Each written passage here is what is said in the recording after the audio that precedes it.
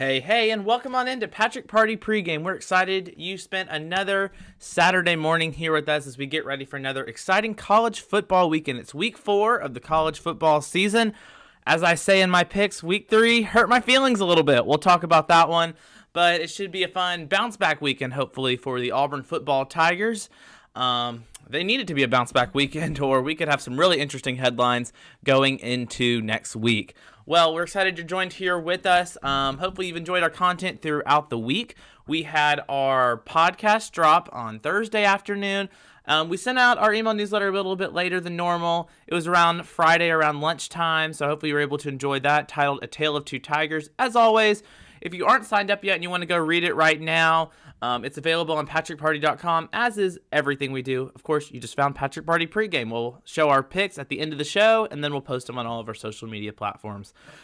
So, thanks for joining this Saturday with us. We have a fun show as we get ready for the SEC opener for the Auburn Tigers. They'll take on Missouri in Jordan-Hare Stadium at 11 o'clock on regular ESPN. Should be a fun one. And then, of course, next week we got a late night game, 6 o'clock. Sun will be setting. When the sun sets in the western sky, it'll be Saturday night in Death Valley. That's what they say for LSU games. It'll be Saturday night in Jordan-Hare Stadium. Auburn could use a nice big crowd, a nice big win in the Stripe the Stadium game against LSU after the lackluster performance against the Penn State Nittany Lions. We'll get into all of that and more here on Pregame, but let's go ahead and just get right on into the program. How we like to start every program, we are celebrating the 50th anniversary of the 1972 Auburn football team, coined the Amazings. Just a little context, if you haven't been following along, the 1972 team, that was the season directly after Pat Sullivan, Terry Beasley, and others that led Auburn to great heights. Of course, Terry Beasley still holds many receiving records here at Auburn. Pat Sullivan, number 7 Heisman Trophy winner, the first for anybody in the state of Alabama, really a big deal. They had just graduated. Then Auburn had some injuries at key positions, and there was not a lot of excitement or hope moving forward that the 1972 team would be very good. They had two kind of so-so performances in weeks 1 and week 2. They had a win at Mississippi State in Jackson. Then they had a close win in, at the time, Cliff-Hare Stadium here in Auburn against Chattanooga. Then they went to Birmingham Legion Field, where they played a lot of the big games back in the day, and they were big underdogs. They upset number 4 Tennessee, who had been riding a big win streak. Auburn beat them the year prior. Then Auburn was able to beat them again. A big-time win for Auburn. Got Auburn ranked. Auburn was now number 17 in the nation as we go through week 4 of this 1972 season. Auburn travels back to Jackson to take on Ole Miss. Just like in present day, Auburn played the Mississippis away, and then they played them both at home. In 1972, like this year, they played the Mississippis away. They played in Jackson, a lot like how Auburn, Alabama would play a lot in Birmingham. And Auburn defeated number 18 Ole Miss. Remember, Ole Miss had some good years. Auburn played them, I believe, in a Sugar Bowl when Pat Sullivan was leading the Tigers. And Auburn won 19-13 on October 7th, 1972. So that's just another one. We'll go through all of the big moments. Of course, we'll end it off with Iron Bowl Saturday.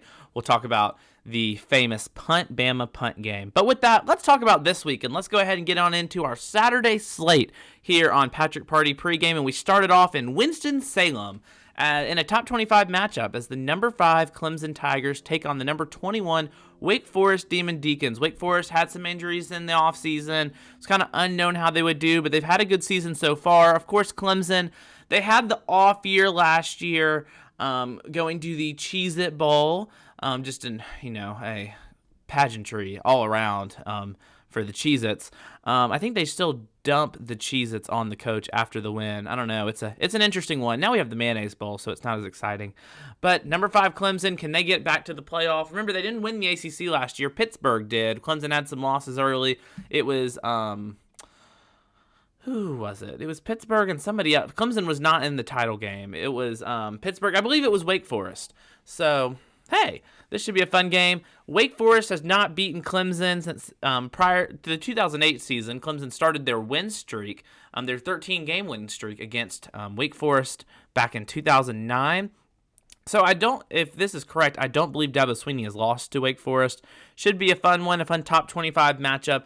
That'll kick off the day on ABC. Then, of course, next up we have Florida, Tennessee. There's two big games in the SEC this weekend, at least rankings-wise and everything. One in the East, one in the West, as we really start to get into SEC play here. A lot of teams did play Week 2 SEC matchups, but regardless, everybody's into it now. And our first one was in the East is Florida, Tennessee, a classic matchup. They had some duels in the 90s, and they've had some decent games since then, but this is probably one of the biggest they've had since those humongous games in the 90s, just because, Tennessee has been down, and then Florida was down at post-Urban Meyer, stuff like that. But the number 20 Gators, they beat Utah at home. That was a really exciting win. They got ranked real high. Every year I say there's a team that has a win in week 1, and then they kind of fall off. They were given a little bit too much excitement after week 1 when everyone's like, oh my God, they're so great. They're the next big thing. It's happened to Texas. It happened to Florida this year. They then lose to Kentucky at home, after they had that big 31-game winning streak against Kentucky dating back to the 80s. They've lost a couple recently to the Cats, but last week in week 3, Florida was able to bounce back, and now they travel to Knoxville. It's the checkerboard game in Neyland Stadium where each section is either orange or white. It makes a checkerboard like their iconic end zones, so it should be a humongous crowd. The Tennessee, when they fired Jeremy Pruitt after all the McDonald's stuff with the bags and the recruiting, there was just no hope that they were going to be very good. They hired Josh Heupel, UCF's coach. Of course, then Malzahn goes to UCF, and this is all post-2020 season. There was no people at transfer portal. There was no optimism around the program. There was no hope. Everyone was like, Tennessee's going to continue to suck. Why would you ever want to coach there and walk into that situation? And Tennessee had a pretty good year last year. I want to say they went to the Music City Bowl. I believe they lost, but it was controversial. I was at Callaway Gardens with my cousins. I think I had COVID. I never actually got tested, but I felt very bad. I felt really miserable in the little ride going around seeing the lights in Callaway. We also went after Christmas, which is really interesting. We went the 28th and it was raining. It was we kind of already did Christmas. Anyways, that's when the Music City Bowl was. And Tennessee lost. And there was still a lot of optimism, and they got a lot of love, and I did not like it because I have enjoyed Tennessee sucking. It would actually be to Auburn's benefit if they were good. But it's just funny to laugh at other teams because they suck, because now we suck. I didn't say that. But Tennessee's gotten some love, and they beat Pittsburgh, and now they have a humongous game. They're up to number 11 in the country, and they have this big game against Florida. Could go a long way. I still think this is battling for, and people are like, oh, Kentucky could be really good this year. That Tennessee-Kentucky game could be a big one. I still think all of this Eastern Division stuff is just who's running for second place. I think the Dogs are way out in front. Georgia is likely to repeat. They are that good. They are that team. But this should be a really fun one in Knoxville. SEC on CBS, 2:30 kick. It should be a really fun game. We take it out to Texas. Everything's bigger in Texas, I hear. I've actually, been to Texas. I used to have a sticker on the back of my computer before I got a new one, and it said Terry Black's Barbecue. It was in Austin, Texas. And remember, we did one of our first Patrick parties, the Southwestern Special, I think is what I called it. We did it from DKR, Texas Memorial Stadium, and Terry Black's Barbecue, delicious, the best brisket I've ever had. Anyways, the number 22 Longhorns, remember, they played Alabama close. That's kind of been all they've done. They go to Texas Tech, a weird place to play. You never know what could happen. It's 2:30 on ESPN. I think I picked this game later, so I won't divulge into it too much and reveal my thoughts, but everything's bigger in Texas. Next up, we have Notre Dame. Talk about an emotional roller coaster to start the Marcus Freeman era. They're going to Chapel Hill. They'll take on Mack Brown's North Carolina team. How is Mack Brown still alive? I don't really know. But he's coaching North Carolina. They're playing at 2:30 on ABC. North Carolina has only beaten the Fighting Irish once. It's on the little graphic. They beat them in the 1960 season. That's the only time. They played a decent amount of times, especially with Notre Dame having the partnership, at least for football. All the other sports, they're in the ACC. Football, they're still independent, but have the partnership where they play a couple ACC teams every single year. I want to say the number's 4. So they're playing North Carolina. They played them a lot more recently. Notre Dame, it's been odd. So Notre Dame had the big game with Ohio State to start the year. And, well, okay, if we want to take it back to last year, because they made it official with Marcus Freeman before the bowl game. And so, like, he was already there, and he was already the interim coach. So, like, he was just head coach. So I think it counts. It's not, like, a part of the first season, but it's worth noting. They played in the Fiesta Bowl against Oklahoma State, and they lost, and they kind of blew a lead, so that sucks for them. They then play Ohio State. I mean, now, it's Ohio State. They're a really good team. Notre Dame's not on that level. It was a top 5 matchup. Notre Dame should have never been number 5. And it was actually pretty close. Notre Dame was leading for a while. Once again, kind of gave up a lead. Ohio State wins. Then they drop one to Marshall at home, and it was shocking. And then last week, they play Cal at home, and they wore their green. And Monte Teo came back. If you remember him from the 2012 season, he had the fake girlfriend that died, and it was a whole thing. That's not exactly what happened, but you get the picture. You can look it up. There's a Netflix documentary. It's very interesting. He came back for the first time in 10 years, and they won. So, yay, Marcus Freeman. He's finally won at Notre Dame. Now they go to North Carolina. We'll see if they can get to a 500 record. North Carolina's kind of had a start to the year, so we'll see how that one goes. Next up, we have Minnesota, Michigan State. Man, Michigan State, I believe I picked them, and they simply got killed on the road in Husky Stadium out in Washington. Well, now they start Big Ten play. Minnesota's undefeated. PJ Fleck still rowing the boat. See if they can get this one going. This one will be in Spartan Stadium in East Lansing, Michigan. It should be this is a big bounce back game for Michigan State, Minnesota. This could be kind of a statement win. Everyone, you didn't really know what to expect with Michigan State. I think we all remember last season. Well, let's think about this for a second. Michigan State's coach started the 2020 season, and it was kind of an odd start. They didn't have that great of a record, but they beat Michigan. And remember, the Big Ten only played a couple of games. They played maybe 5 or 6 games because they started so late. Because they were the first ones to say they were going to have football. And then they said, actually, we're not going to have football. And then everyone else was playing, and they're like, okay, now we will. So it's this, like, weird thing. They managed that poorly. The SEC did a much better job. Not that I have a preference or anything. So it was kind of a weird first year, but they won in the big house at Michigan. Now, of course, there was nobody there, so, like, does it really count? It counts as a win, but, like, it wasn't the same atmosphere, right? Then last year, Michigan State has a great year. They go to the Peach Bowl. I want to say they won said Peach Bowl. I don't really remember. That was the same night I was at Callaway Gardens. Everything seems to be happening when I was at Callaway Gardens. I vividly remember that. It rained so much. Anyways, and I want to say I had like one of those breaded bowls. Okay. Anyways, this is a bounce back win. This is a big opportunity for Minnesota, a team that maybe we thought was going to be really good. They have a chance to beat now, as Minnesota maybe challenges for the Big Ten West. Let's continue on with number 15, Oregon. The Ducks, I think after week 1, so they play Washington State. It's in Martin Stadium out in Kalamazoo, Washington. That's a fun one. Say that 5 times fast. It'll be at 3 p.m. on Fox. Oregon. Bo Nix is obviously there now. And I think after week 1, Georgia blew out Oregon so bad. And everyone was like, man, Oregon sucks. And all the Auburn fans were like, oh, look, Bo Nix left, taking their shots. Like, we didn't need you. Cash me outside. Oh, that didn't age well. So Oregon plays Eastern Washington week 2, and they win, as they should. Then they play a ranked BYU team. And I got this pick right. Got to give myself credit when I can. I am vain at times.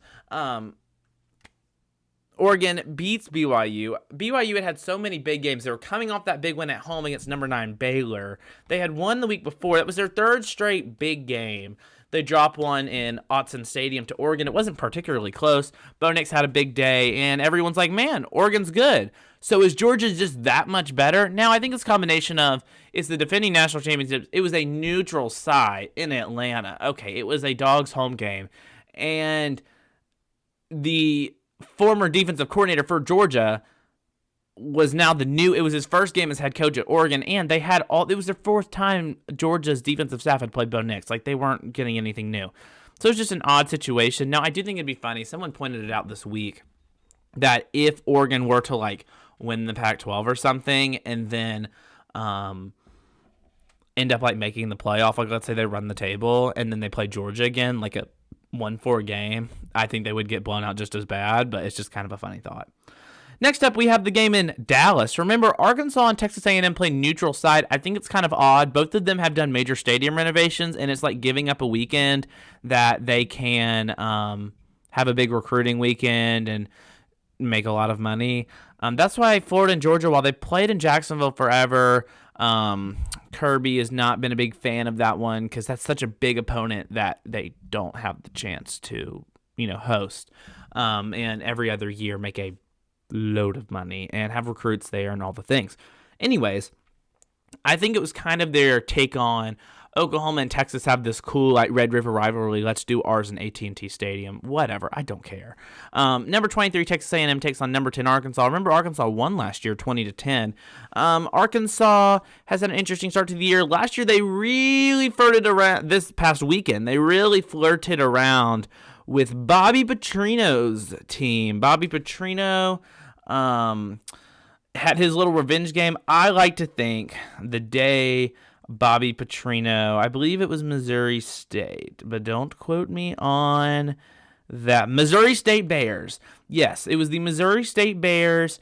It was Bobby Petrino's return game, and I like to think he's been preparing for that one for a while. And, they kept it close for a minute, but Arkansas was able to eke it out. It would have been really funny. A&M, they didn't look very good week one. Then, of course, week two, they get beat kind of bad to Appalachian State. Like, they scored one touchdown. They did have a kickoff return, but that was it. And so they lose to Appalachian State. They almost fall out of the rankings, but TV kept it in because they played Miami, and it was a big night game week 3, and they beat Miami, Mario Cristobal's squad. Mario Cristobal, he got really criticized for his time management, and valid, but he's a good coach. He can recruit people. I think Miami is going to be very successful under Mr. Mario.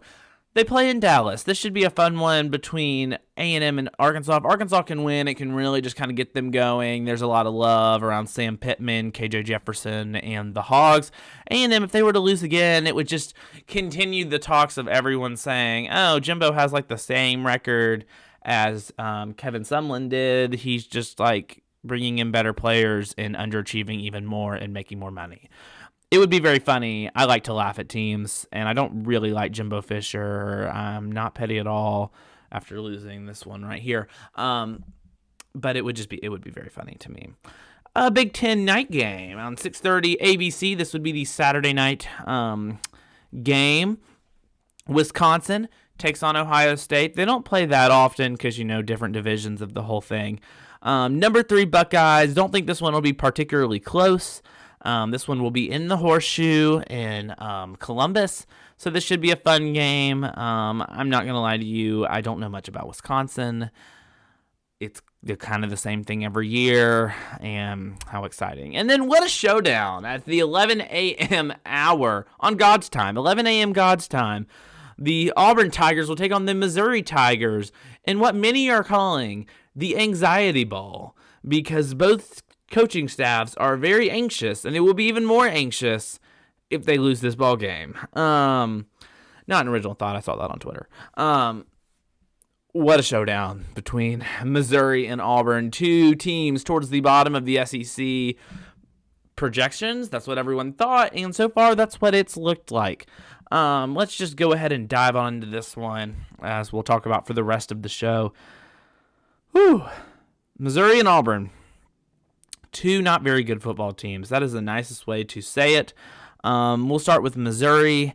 They had a win against La Tech week 1. It looked pretty standard score. Everyone was like, all right. This is year 3 for Eli Drinkwitz. I think a lot of people, he kept saying his big thing has been, I got to get my people in, I got to get my recruits in, and he started getting some good recruits. And they beat Tulsa, and then they play at Kansas State. I believe it was at Kansas State. It could have been, I think it was at Kansas State. And, that's kind of a rival for them. Their big rival's Kansas, so it's like kind of a rival, and they haven't played them in a while.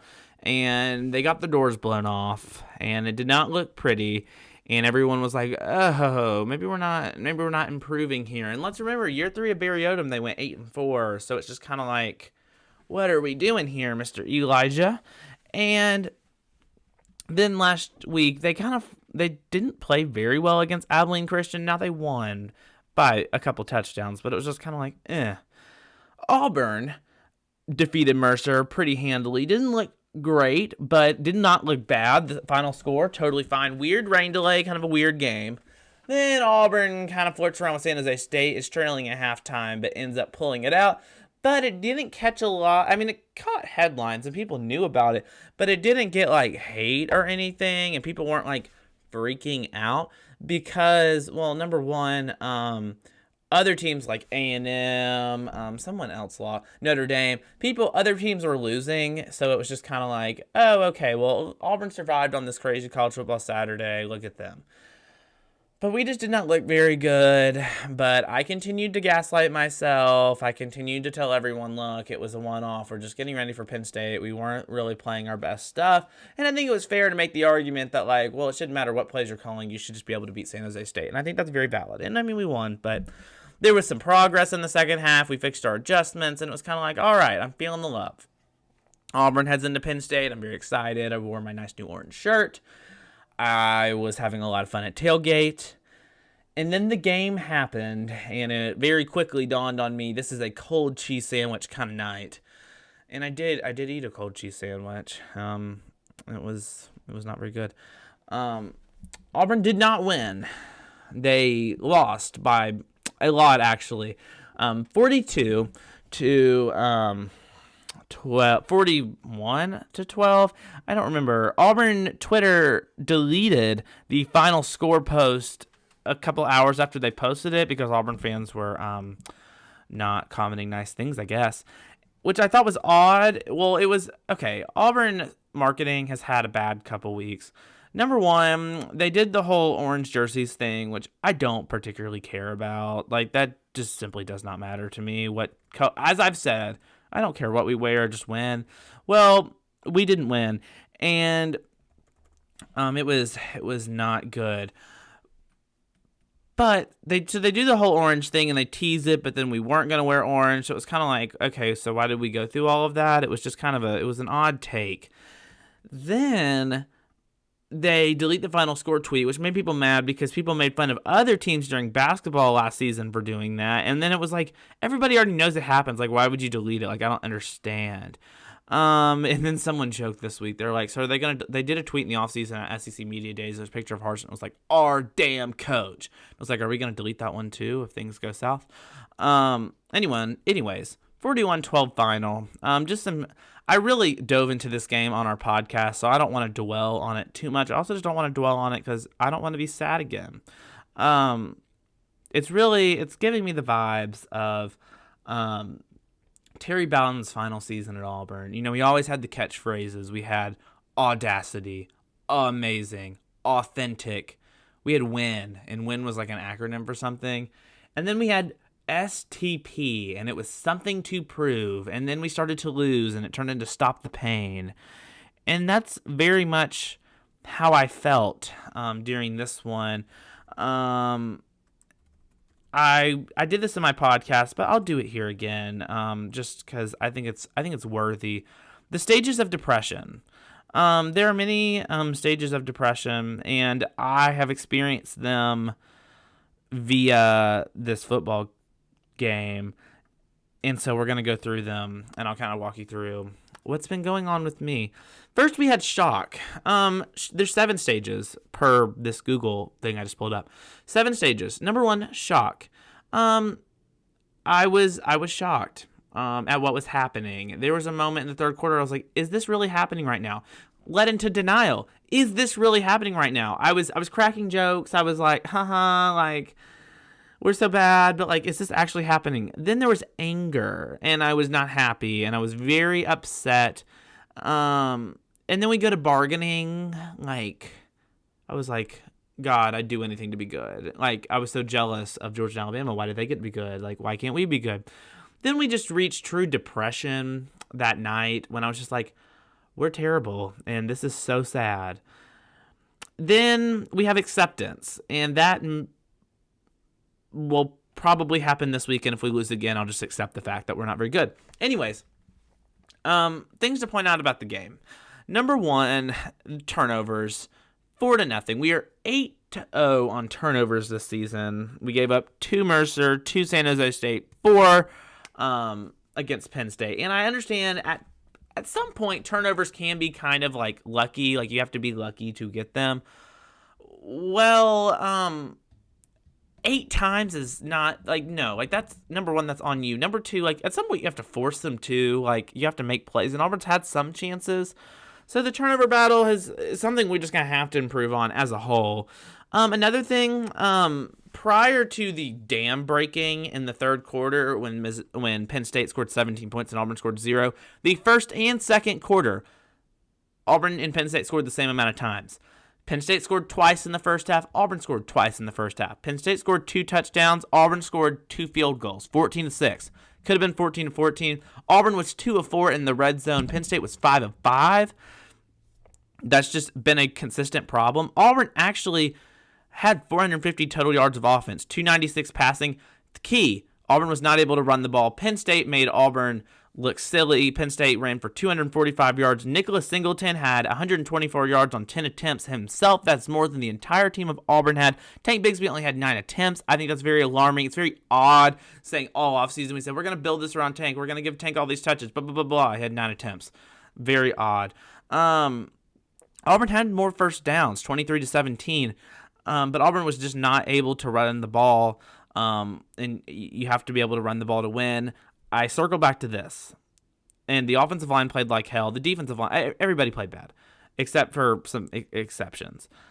At the end of the day, I don't want to dwell on this too much, but I'll say this. When the team runs out of the tunnel, there are these slide projectors on both sides of the wall, and I've always thought it was so odd. Like, all these other teams have these hype things to come out of, and we have slide projectors. But on said slide projectors, there's this graphic, and it says the most physical team wins.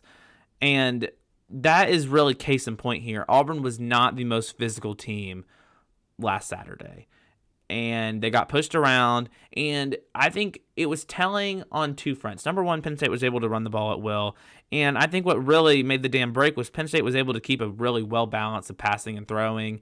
It was unpredictable. They were able to run for big chunks of yards at a time, but just look at the red zone. That's kind of a microcosm of everything. Auburn really not able to move the ball in the red zone.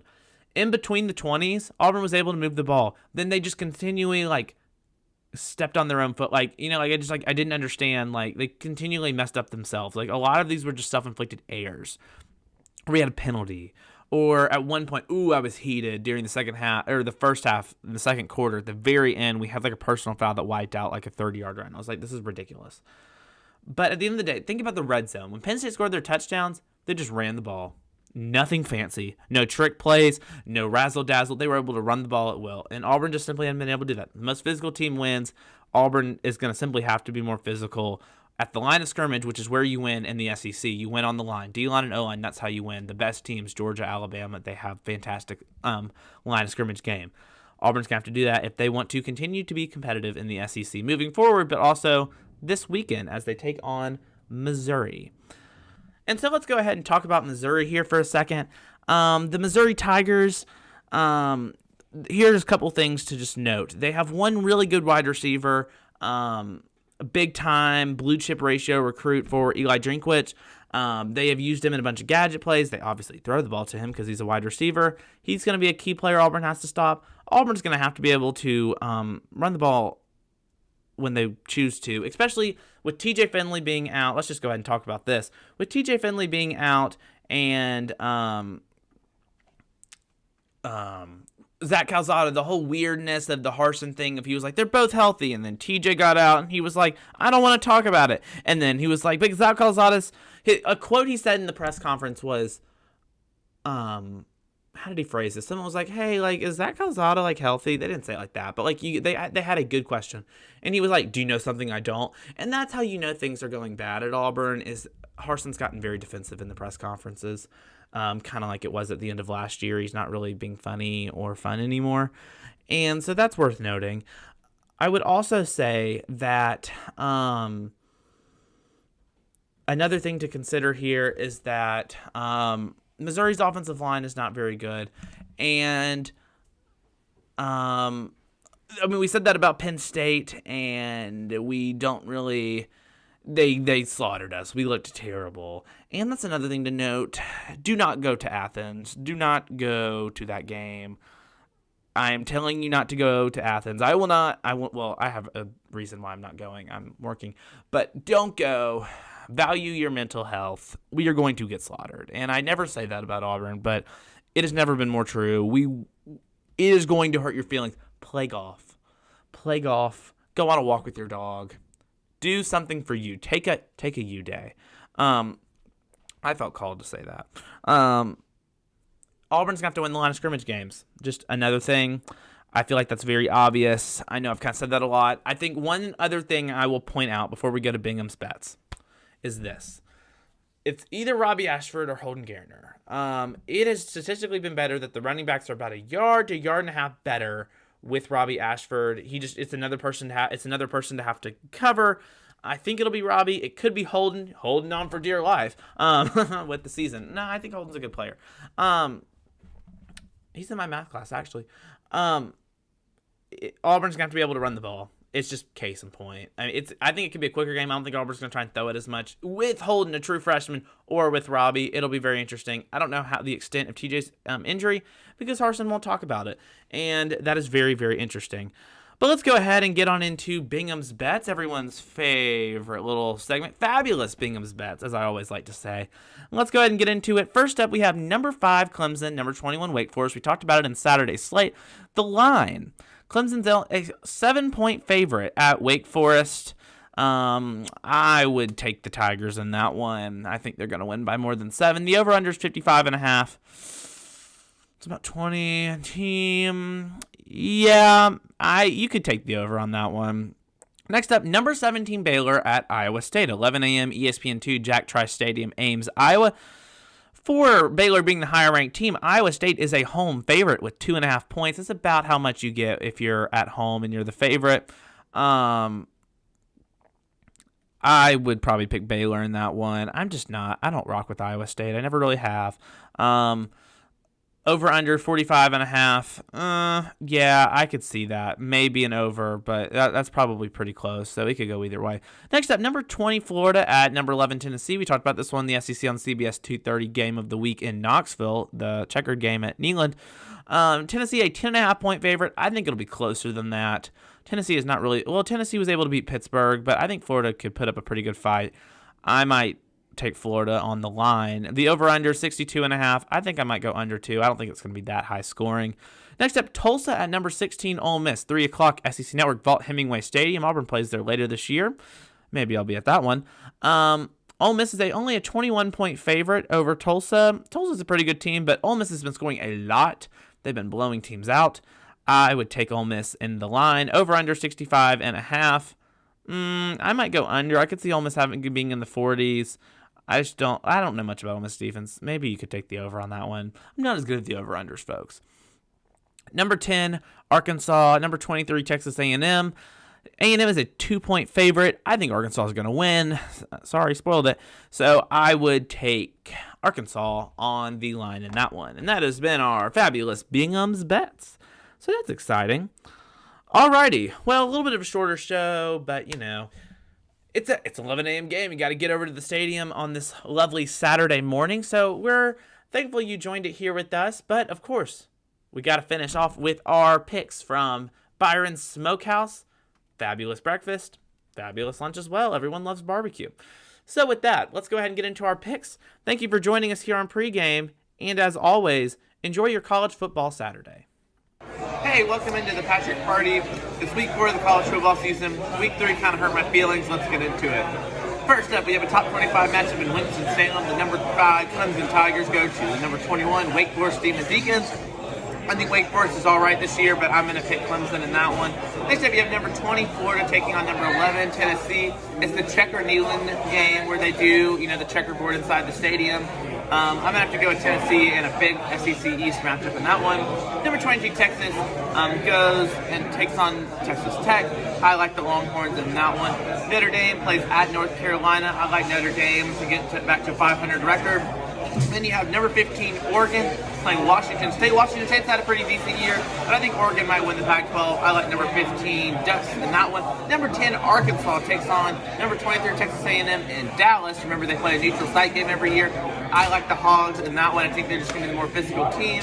Then Wisconsin plays at number 3 Ohio State. I like the Buckeyes big in that one. Then it's a tale of two Tigers. You have Missouri and Auburn, both teams desperate for an SEC win. And I think Auburn's going to bounce back in Jordan Hare Stadium this weekend. That's it for the Patrick Party, our Week 4 picks. Enjoy your college football Saturday.